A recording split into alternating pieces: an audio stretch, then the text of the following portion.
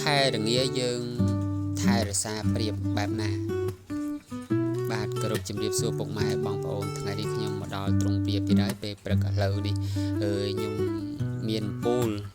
លអូតូអញ្ចឹងបងប្អូនខ្ញុំដាក់វាហើយវាម៉ោង6ភ្លឺដល់ពេលម៉ោងប្រហែលជា10ហើយ2 10អីឲ្យវារលត់វិញប៉ុន្តែពេលនេះDiscounter ខ្ញុំនេះប្រហែលtimer ខ្ញុំនេះប្រហែលជាចង់ខូចហើយដោយសារអីវានៅតែភ្លឺទៀតអញ្ចឹងខ្ញុំបាត់វាហើយប្រៀបទាំងអស់នេះគឺវាកំពុងតែចាំចំណីដែលខ្ញុំដាក់ឲ្យអានេះអស់ទឹកបាត់ហើយបងប្អូនអានេះបើអស់ទឹកមួយថ្ងៃវាអត់អីទេពួកអីពេលល្ងាចខ្ញុំស្រាំវិញខ្ញុំមើលនៅឃើញទេម៉ូឌៀននេះអញ្ចឹងយើងនៅដាក់តន់ទេកុំឲ្យតែអត់ថ្ងៃបើវាអត់តាមមួយ plate ពេលយប់ពេលបន្តិចហ្នឹងវាអត់អីទេមួយថ្ងៃដាច់មកអាហ្នឹងបានវាពិបាកបងប្អូនឥឡូវយើងចាប់ដើមសង្កេតមើលប្រៀបរបស់យើងទៀតតើវាមានឈឺទេបងប្អូនពួកអីខែតិចចឹងប្រៀបយើងវាអាចសម្កុកហើយរួញខ្ញល់រួញស្លាបរួយអីទៅក្បែរត្រង់គៀនត្រង់វាអត់រត់មករចំណៃហ្នឹងអាហ្នឹងបងប្អូនឈឺហើយ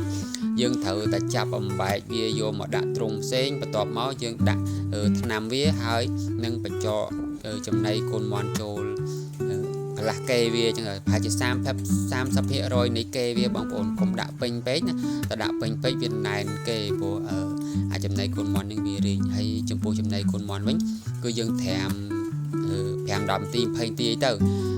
ត្រាំក្នុងទឹកហ្នឹងហើយបន្ទាប់មកយើងចាប់ដើមបូមដាក់ស្រាំងហើយបាញ់ចូលប្រៀបឈឺយើងបងប្អូនចែកដាច់ពីគេរហូតដល់ព្យាបាលរហូតដល់2 ថ្ងៃ 3 ថ្ងៃ 4 ថ្ងៃអីដល់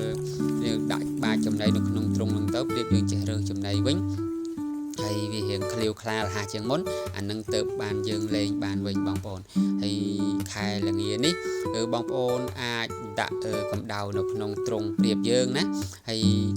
បិទបាំងទ្រុងប្រៀបយើងឲ្យចិត្តកុំឲ្យខ្យល់ចូលជាពិសេសជាងខាងជើងបងប្អូនព្រោះខែហ្នឹងអូខ្យល់មកខាងជើងវ៉ាវមកមិនថាពេលយប់អីពេលថ្ងៃទេពេលថ្ងៃតិចពេលយប់រត់តាតិចជាងនងហើយសម្រាប់តែប្រៀបយើងវាមិនចេះបិទបាំងខ្លួនវាទេអញ្ចឹងដល់តែយើងបិទបាំងឲ្យ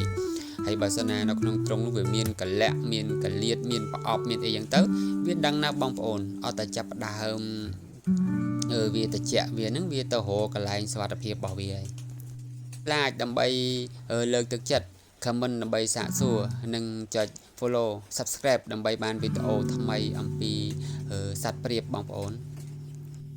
ក្នុងទ្រុងខ្ញុំផ្លែជាងគេបន្តិចបងប្អូនខ្ញុំមានដាំផ្ទីមកកញ្ឆែងហើយមានដើមរុំដើមអីចឹងមក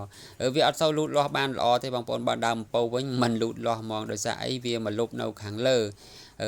បើដើមអំពៅខ្ញុំដាំនៅខាងក្រៅវិញគឺស្អាតល្អណាស់បងប្អូនដើមកម្ពស់ត្រឹមស្មាអស់ហើយបាទអំពៅនៅក្នុង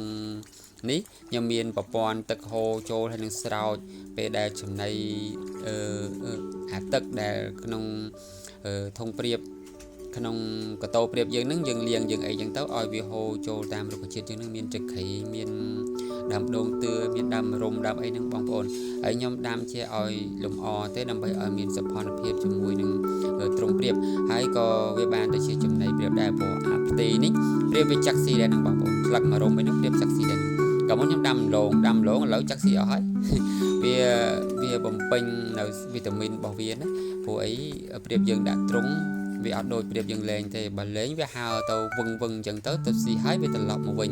ការស្មៅអីអញ្ចឹងណាប៉ុន្តែសម្រាប់យើងដាក់ទ្រុងទេដល់តែយើងមានរុក្ខជាតិដាក់ឲ្យវាបើអញ្ចឹងទេយើងដាក់គ្រឿងផ្សំឲ្យបានសពគ្រប់ទៅព្រៀបយើងមានសុខភាពល្អបាទអរគុណច្រើនបងប្អូនដែលតាមដានទស្សនាតាំងពីដើមរហូតដល់ចប់សូមឲ្យបងប្អូនមានសំណាងល្អនិងសុខភាពល្អ